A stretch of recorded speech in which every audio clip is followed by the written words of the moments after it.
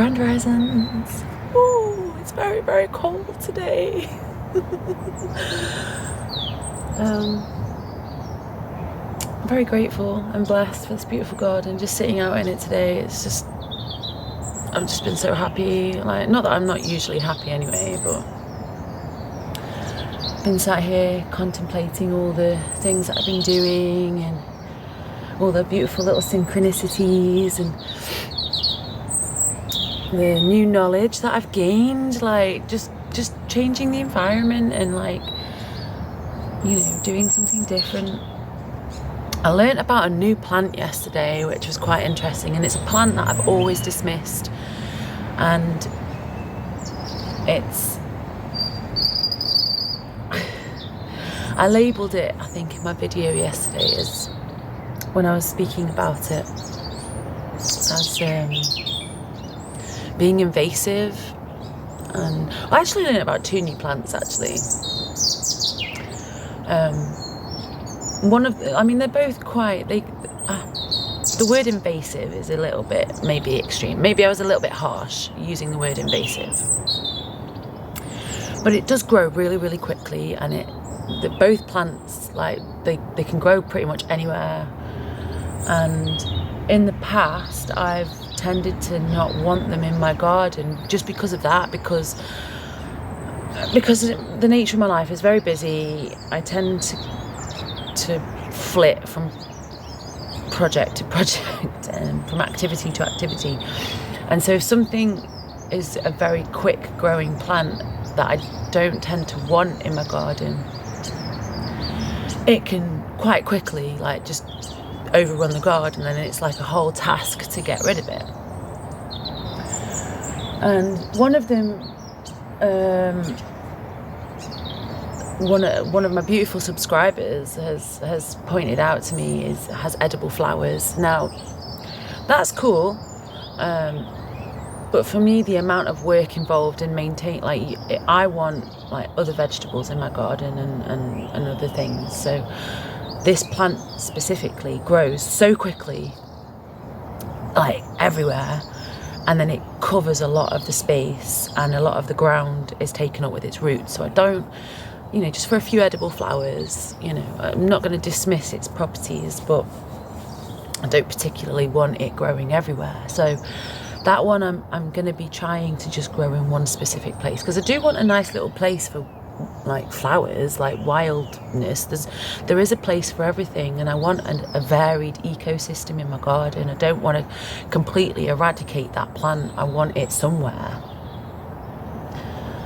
And then there was another plant that I saw, so I will be growing it.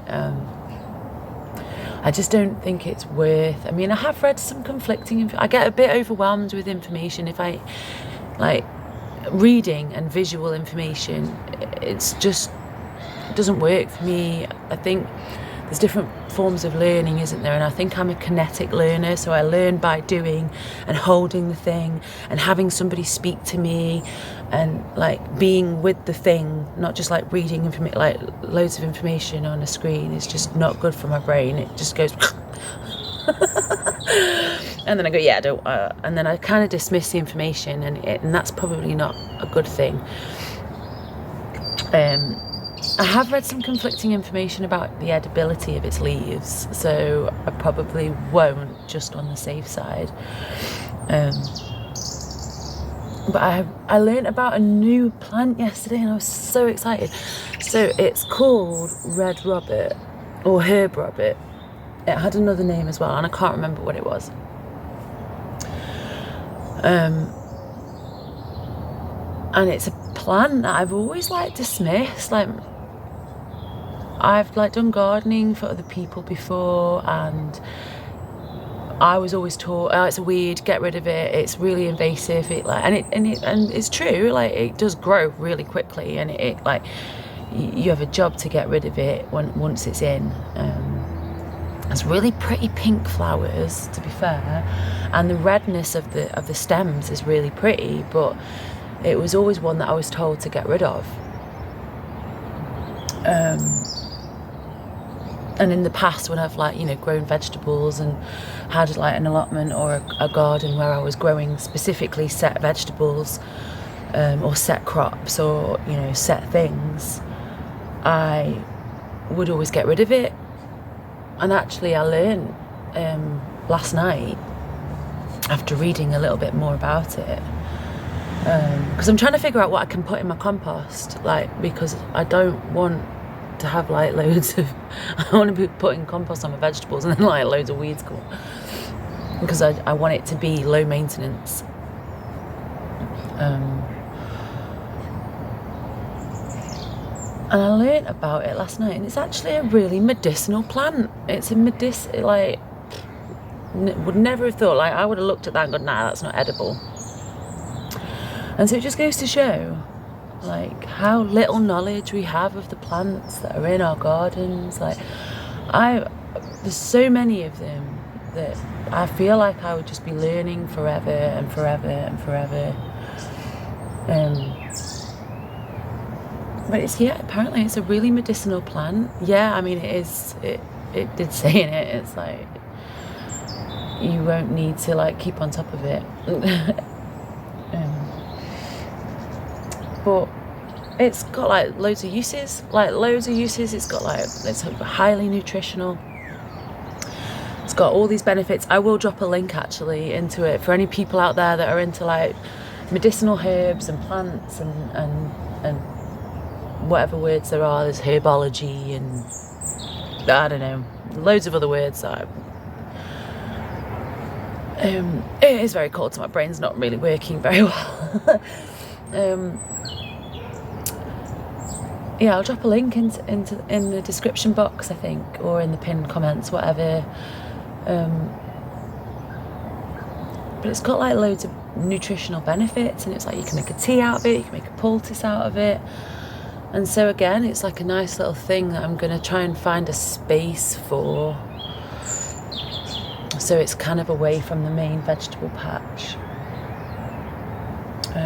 or maybe around the edge of it.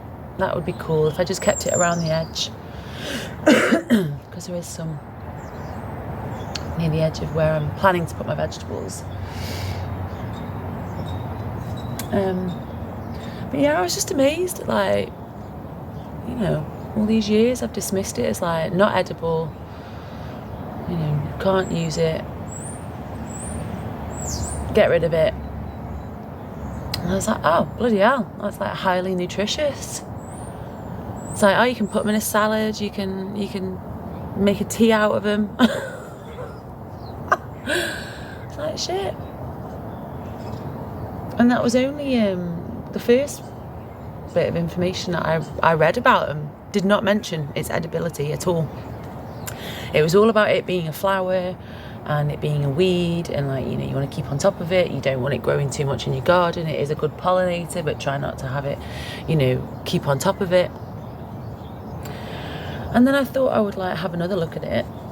I don't know what nudged me to have another look and to just like see if it was edible.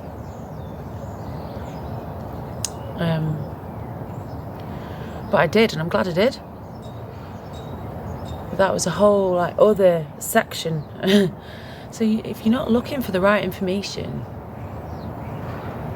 it's just amazing how much knowledge is getting lost about the plants that we have, like an abundance of food, like everywhere. And we only go to the supermarket and we only buy certain leaves, certain salad leaves, and certain, you know, and people are like, oh, we don't eat that, that's just a weed. And like, I bet I could learn for years and years and years and still not discover every single plant that's edible in the UK. I found it quite amazing. So anyway, yeah, I just wanted to correct myself in my last video. I think it was my last video. Yeah, it's where I'm sifting soil. I didn't mention the edibility of this red herb robert. It's very cold. You see, did you ever do that when you were a kid? Pretend you was a dragon.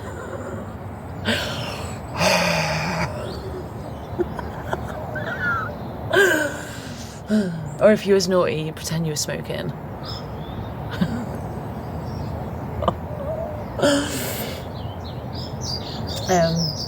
So yeah, I wanted to correct myself because I was just like, what? No way. I looked up at this first website and it did not mention any of this. It did not mention its nutritional benefits.